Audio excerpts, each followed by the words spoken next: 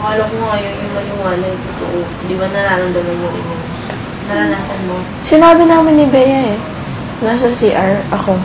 One time. May naglalaro sa labas mo. Yung ganun. Pag ganun ko, walang tao. Okay. Tapos, may pag ganun, nahagip ko na may gumanon. Tapos si Chris, ilang beses na, sa akin pa. Di ba yung ceiling fan sa labas? Di ba nanindig yung balahibo mo doon? Yun. Kasi gumagalaw talaga yung isa ko. Parang biglang gumalaw yung isa na ganun. Isa peripheral vision ko. Tapos pagkatapos nun, nung pumasok ako sa loob, may nakita si Chris na dumaan na bolang puti sa likod ko. Tapos may dumaan na bolang puti sa likod. Kita rin yan. Ano ba? Okay na. Tapos nung umalis ka after, yun yan, ganun siya. Yun, biglang tumingin na. I-check yun. Ang weird naman. Ang weird naman. Ganun talaga sila. Namimili na kung sila. Siguro mas sensitive ka kasi mas emotional ka kaysa sa akin. Malamang ko na. Alam mo ano lang yan, kulang sa kain. Ina ako. Kung sa kanta ba na pa ako? Hindi kaya, pumapayat ka kaya. Tumaba ako sa dami kong kinain kagabi. Magpupupo pa pala ako. Kaya marami akong kinain.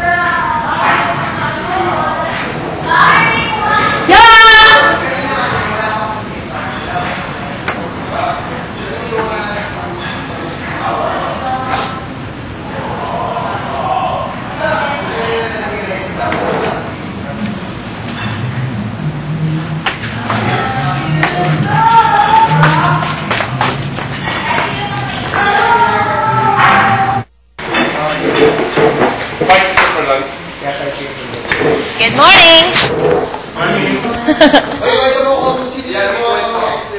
Ikaw, nakita ko mukha mo, natakot ako. Okay. Basilio! Basilio! Nagawsan man daw sa bugoy. Bakit bukoy gabi wa yun lagi? Ang pakaratan ba? Gigulat na yun palagi. Una lang. 4 times sila po na yung kisarap.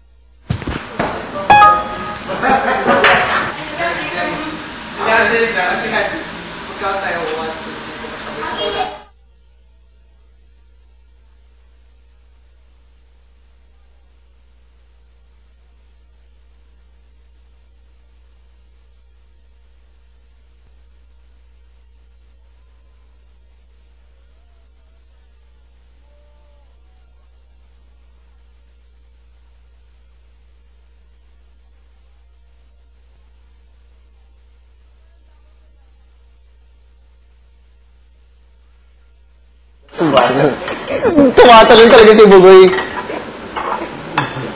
Wawa naman yung bata yung sa puso. Lahat. Kasi siguro narabasan siya ngayon. Oo. Yun yung gift sa kanya ni God. Ate Poy. The Van Dream. You can put the Van Dream. Ate Poy. Because Van started it. Van Dream!